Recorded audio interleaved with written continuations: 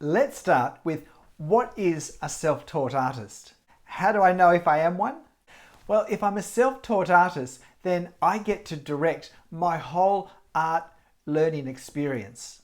I get to choose what I do, how I do it, how often I do it, to what standard I do it, what resources I might or might not use when I do it. I get to set my exam and mark it and write my own report card. Sounds like a great system, and there are lots of advantages in being a self-taught artist. I'm mostly a self-taught artist, so I have no problem or think it's some lesser path to follow. But as with most things, there are strengths and weaknesses, and if we're self-taught, quite possibly our journey started something as this. We would see art that really captured our attention, and not just captured our attention, but stirred something inside of us that made me think, I want to do that. I think I could do that. And the thought that possibly I could create drawings that look something like this becomes a highly motivating, engaging feeling within me. But what I don't do is I don't go and start to do a drawing course. Well, the advantage of a course is that it comes all mapped out. The focus, the pace, the activities have all been decided by somebody else. Presumably someone who knows what they're doing when it comes to drawing and when it comes to learning. If it's a good course, there'll be a progression from things that are learned earlier, which build with things that are learned later, to develop our knowledge and understanding and practice of drawing. So having someone who knows what they're on about to have planned all this out can obviously be a great thing. But the downside, of course, is that courses are expensive, and they also often require a regular time commitment, which isn't always practical with the other demands of life.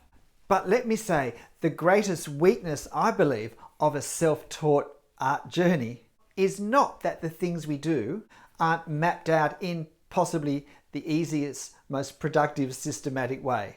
I think there's a bigger issue, a more foundational issue, which ends up being the undoing of many people learning to draw. Let me explain to you now what that is, and then give some ideas, some direction to how we can avoid falling into this really unhelpful way of self-managing our art journey. As I said, we start because we see drawings that we really love, that in some way really inspire us. Drawings that make us think, I would so love to be able to do that. And we start to look carefully and to see how the drawing's been put together. We look at the lines, we look at the tones.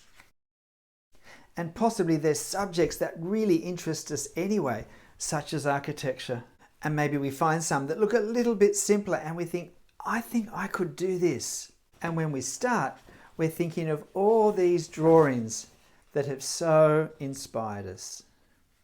Because our inspiration to start drawing is often triggered by drawings that we've seen, the focus right from the start is on producing artworks, the artworks that have inspired us. And so when we start with the very first line, we're imagining the finished artwork. With every line we do, we're moving towards a finished artwork. Because in our mind, that's what we're doing. We're creating, we're learning to create the sorts of drawings that have inspired us, that were finished artworks.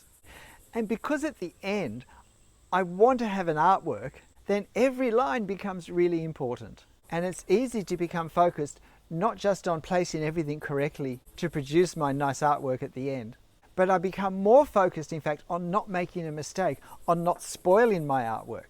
But in terms of learning, this makes as much sense as sitting down to learn the piano with a Beethoven concerto music score in front of me and trying to play it really well, concert performance level, the first go, because seeking to creatively produce the end product that I'm wanting to get to is not usually the best way to learn in order to get to that place. When I'm a self-taught artist, as well as learning to draw, there's every chance that I'm going to have to learn to learn. And focusing on the end result and thinking that every drawing session I'm going to produce something such as this will likely have me tripping myself up trying to run before I've learnt to walk. learning to learn is probably just as important as the actual learning that then takes place. So the problem for the self-taught artist that I think can often happen is this. Instead of my focus being on learning to draw, my focus is on producing a drawing, and they're not necessarily the same thing. When we learn the piano, the best way to learn is not usually by trying to play complex musical scores, no matter how interesting we find them. And similarly with drawing, the best way to learn to draw is not usually by trying to draw complex scenes, no matter how much we like the subject that we're drawing. Learning the piano, we do exercises, we play scales, we play very simple tunes. We break down the various technical elements into smaller pieces and we master them. We become confident and proficient, almost intuitive in using them. And it's similar in drawing. Rather than having the pressure of trying to draw an artwork, we draw things that really are designed not to be artworks, but to give us practice in lines, in drawing lines, in developing line work and line style and line technique. Things that build confidence and give us experience in how our pens or our pencils or whatever we're using works with different papers and cardboards and the like. And without the pressure of a finished artwork at the end, we can take risks, we can have fun, we can draw long lines and short lines and fast lines and slow lines and explore the difference, because how it looks at the end doesn't really matter at that point. It's the process of coming to understand the tools that we're using, how they feel in our hands, and what doing different things produces in terms of line work, and then how that line work looks, and then working out how can I use this line work to create the effects I want in my drawing. When the pressure is on me to produce an artwork at the end of my drawing session, that can create a great tension and caution in my drawing. I'm afraid of doing something that's going to spoil the artwork, because then I've wasted my time. So my lines are cautious. I might draw them slowly. I might even stop halfway through and restart them because I'm afraid that they're crooked or that it's not going right. Or I just feel like I'm becoming a bit shaky. I'm holding my pen tight because I'm hoping that will give me more control over it.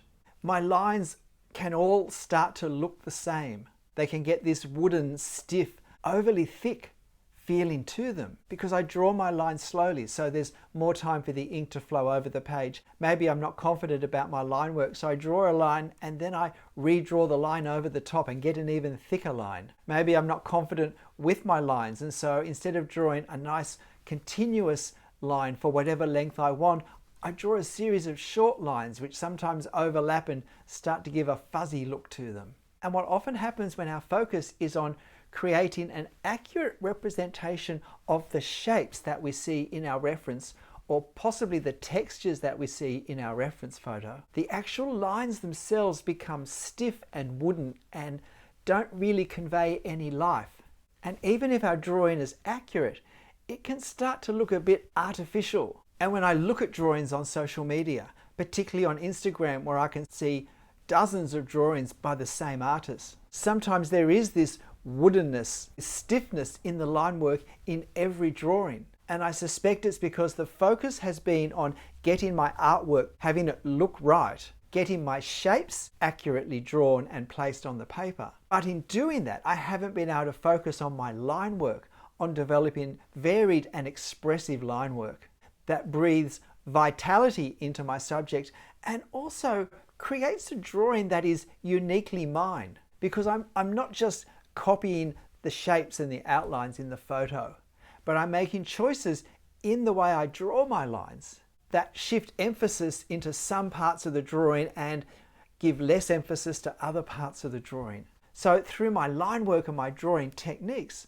I'm starting to create movement to direct the eyes of the person looking at my drawing. And this is uniquely linked to my line work style. But when in doing a drawing, I'm worried about making a mistake, I'm worried about spoiling my artwork, that focus stops me from taking the risks and going through the learning process of exploring lines and how we draw them and what it feels like to draw them and how they look and the different ways we can use the lines and also combine the lines. And I've come to experience this when I'm making YouTube videos where I have to do a drawing that's being recorded, because there is this pressure then to get the drawing looking right. And it's not a helpful pressure in producing a good drawing, because we lose a certain freedom that often is the element that gives our line work its real interest. And if I'm self-taught, I don't realize I may not understand the process of learning enough to understand that it can be helpful, just as with a piano that you learn scales, that I need to concentrate on some of the elements of a drawing, such as line, without worrying about shape or form or the overall look of a drawing. That I can have drawing sessions where I simply play around with lines, where I explore new ways of doing hatching, of doing textures, of trying to represent foliage or bark or grass. That's not connected with intensely looking at a photo and trying to mimic what's there. That has a greater level of thought and creativity and freedom in the process. And I'm not saying we need to have a teacher to do this. We can do it ourselves, of course, but we need to know that we need to do it. And this is what I mean in the we need to learn how to learn. This can be something which is lost for the self-taught artist. So then how do we learn to learn drawing? Let me give you a few tips now, a few ideas of the drawing equivalent of learning to place scales but for drawing. I will make a separate video on how we can develop our line drawing, our line technique. So I'll be fairly general at this point, but here are some ideas of ways we can learn to draw. Firstly, we need to learn to become very comfortable with our medium, whether it's pencil or ink, whatever we're using to create our artworks. We need to be comfortable with how it works, how it operates, with the materials we use. For that reason, it's good to use the same materials repeatedly, because every pen handles a little bit differently and different pens flow differently on different types of paper. So it's good to experiment with papers, but in the end to draw consistently with the same paper, because that will help me learn better how my pen works on that paper. The more I understand how it works, the more I can control my line work. And so instead of trying to nervously draw finished, perfect artworks, I'm better off spending time exploring line, exploring how it feels to draw lines, different types of lines, rather than having one very long straight line to draw in a drawing that I'm scared of getting crooked and which doesn't really give me any practice at doing that. I only get the one go to do it. I'm better off doing exercises where I draw long continuous lines, one after the other, one under the other, and I get to feel what's the best speed to use, what's the best pen to use, what's the best direction for my line to use. I need to practice starting and stopping my lines at certain points, joining my lines together without having to really slow down and draw the line so slowly so that the line suddenly thickens, because with the slower speed a lot more ink is coming out. I need to learn how to draw very short lines quickly and briskly so I still get a nice light effect, but I don't get lines that go too far. I need to experiment with different hatching patterns, not when I've got a finished line drawing in front of me that I'm scared of ruining by doing hatching that doesn't look very good. I need to draw some pretend structures and then play around with hatching in different ways, lines in different directions, crossing themselves in different ways, and deciding what I think works best with my drawing style to get the effect I want. And we can learn and progress and develop our drawing technique skills far more quickly doing these things as exercises and not trying to produce a drawing at all, because any one drawing will only give us a very small amount of practice at each element, at each technique element. Not enough for us to improve. And it's important to concentrate on the things that we really want to improve. So if I feel there are areas that are a weakness for me already, then it's good to concentrate my exercises on those things. And related to this is another shortcut that self-taught artists often make, which is very unhelpful, and that's to copy the drawing of other artists. Because even though it feels like drawing the lines on paper is the hardest part of drawing, in fact, the truly hardest part is the genuinely creative part of knowing what lines to draw. When I see a photo or when I see a scene in life, to know what lines I'm wanting to draw to capture the effect I'm trying to create in my drawing. Actually drawing that line is not as difficult a task as working out in my head what line I need to draw. And when I copy another artist's work, they've already made those creative choices in working out where they're going to put their lines. So when I copy their drawing, I simply have to copy the choices they've made. But I'm just copying them as lines. And so really, I'm probably going to get a much less lively, a much less effective looking drawing. My drawing's going to look a lot more wooden, a lot stiffer, because my focus is on copying the position of the lines accurately, not on the overall drawing, not on creating an overall effect, because I don't actually have that overall picture in my mind fueling my line work, fueling the line technique choices that I'm making when I draw. And I've often had people comment to me that they draw better drawings when they copy the work of other artists, but when they go to draw their own drawings, they don't even know where to start. And that can get them quite discouraged. Well, the reason is because we're copying all the hard work they've already done. We don't realize that, in fact, we're trying to learn part B when we haven't learnt or developed part A. It's not that we can't draw, we just haven't understood the best learning process to go through, because we haven't known enough about learning how to learn. And we've focused on just getting a nice drawing at the end.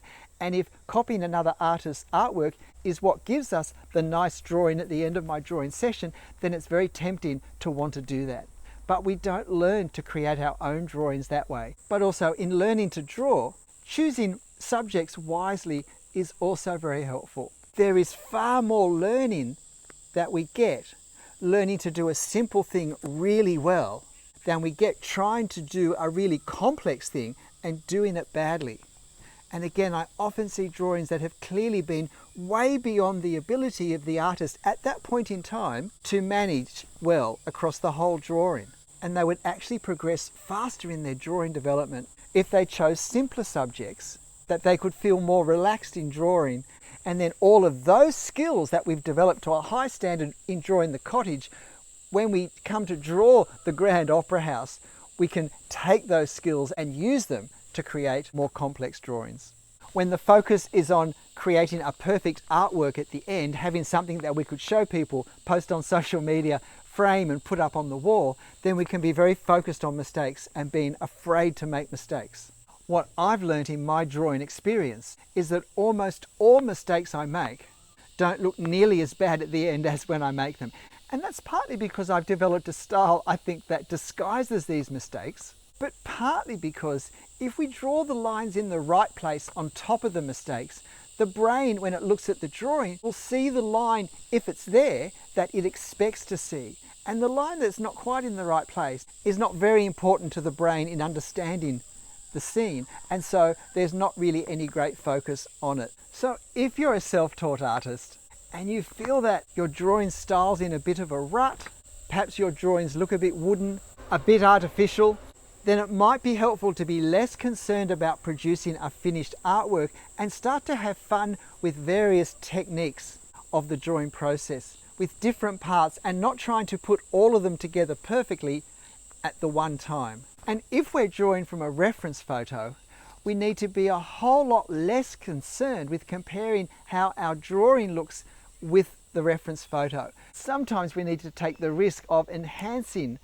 our drawing, of emphasizing certain parts, creating an effect rather than an exactness of detail. And that those things will give us actually the drawing that we want at the end.